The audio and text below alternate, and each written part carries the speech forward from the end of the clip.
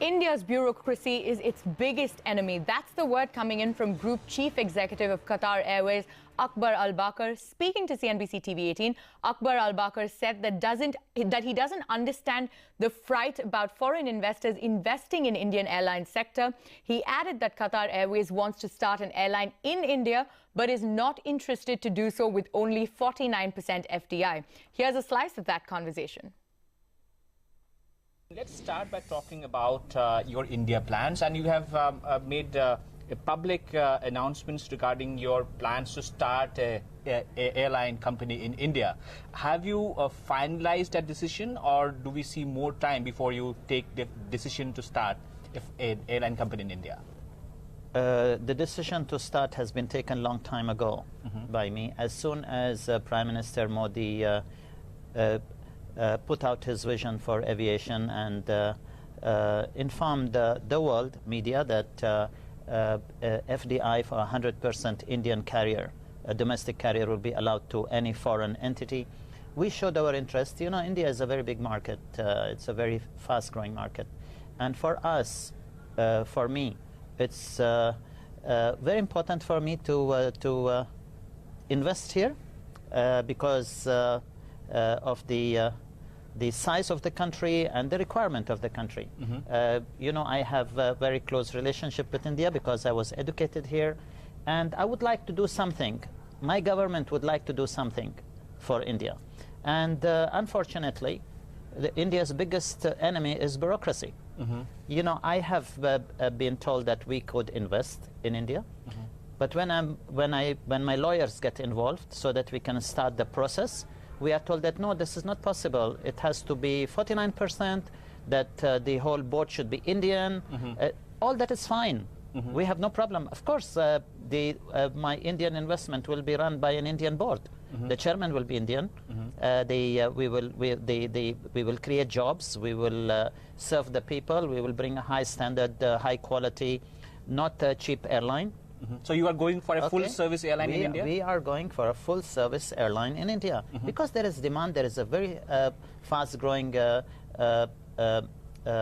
know, the middle-class population.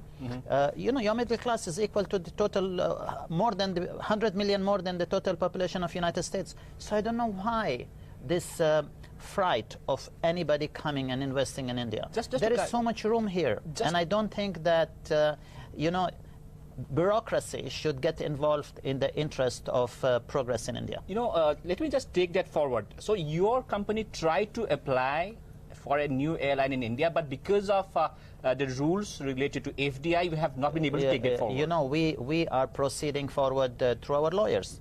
And this is what our lawyers are telling us, that their approach has been stifled by saying that no, you cannot have 100%. An airline cannot own 100%, nor anybody can own 100%. It has to be 49%, and it has to be done through an investment authority. So will you be then interested if you have a 49% FDI? No, I'm not interested. The only time I said that I would be interested is to invest with Indigo, because that airline is efficiently run. It is the largest domestic airline in India. Other than that, I'm really not interested. So they have politely refused, as in putting it in your words, your proposal to invest in Indigo. So that investment we rule out as of now? No, there is always an opportunity. The majority shareholders of Indigo may one day decide that yes, now they want to allow a foreign carrier to invest in it, and once they approach us, yes, we will be interested. You know, we want to invest in a successful organization. You know, our investment in IAG, our investment in Platam, our investment in Cathay Pacific, all shows that we are investing in the right place.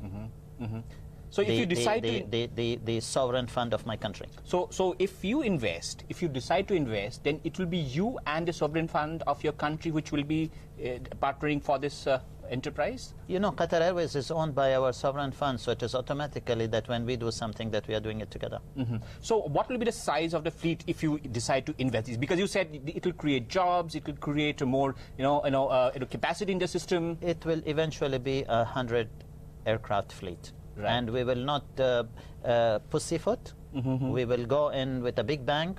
We will not just bring one aircraft at a time and grow over 25 years. We want to grow. India is hungry for a high-class domestic airline. Right. I know that what happened to Jet, what happened to X, or what happened to Y, what happened to Kingfisher, but this business they started was for ego. We don't want ego. We want to serve the public in India, but with an airline that is efficient, well-run, high standard, nothing else. So I got two things from you till now. One, that you are interested in investing in India, but the regulations, that is something which you are not comfortable with. You would not want to invest if it is 49%. Secondly, you are saying that you are still open for Indigo, right? No, I'm not saying that I will not I will not go with somebody else with the 49%. If I am given a stake in Indigo, a substantial stake, I don't want 2% or 3%. If you are giving substantial stake in Indigo, yes, we will invest. What about, I mean, this you have clarified, but we have other opportunities as well. We have Air India, for example, and we have clarified that you have not applied for Air India. So during this entire course of time, there was no interest that you had on this company, on this public sector Look, company? frankly speaking, I would not like to, put out all my business plans, my strategy, what is in my mind in front of the cameras. So I rather keep to the point of my interest in investing in India, and with whom or how I will invest, in which I will invest. At the moment, I don't want to talk too much about it.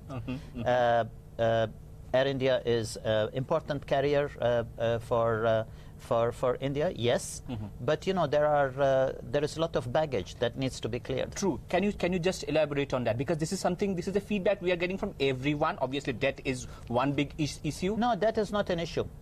That is not an issue. You can always take a strong airline which has a debt and you restructure the debt. On the back of Qatar Airways, all the banks would be very keen to restructure the debt, because they know that once they transfer the debt to Qatar Airways, to the state of Qatar, that it will be honored. So that is not an issue. Then what is the issue? But the issue is, without getting into politics, I would rather not say anything. Right. Okay. My last question, sir.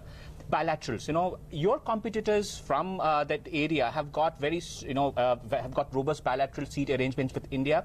Qatar Airways somehow it has been more, Unfortunately, it seems that we are not liked at the ministry. We were told that because there is no 80% utilization of the Indian carriers on the Qatar-India bilateral, so you cannot. Now they are 84%, and still we are not getting any traction to have talks. I think it is very unfair, especially when my country is a very close friend of India. My country is one of the largest supplier of natural gas to you, fertilizers to you. So this relationship should be two-way, and we are not getting what the least we can get is additional traffic rights. Okay. My last question then. So no interest in Jet Airways, which also has given some opportunity for investments through their Jet Privilege program or having an equity stake? Look, I respect my friend Naresh Goyal. He is been a very old friend of mine, much before even Indigo was launched in India.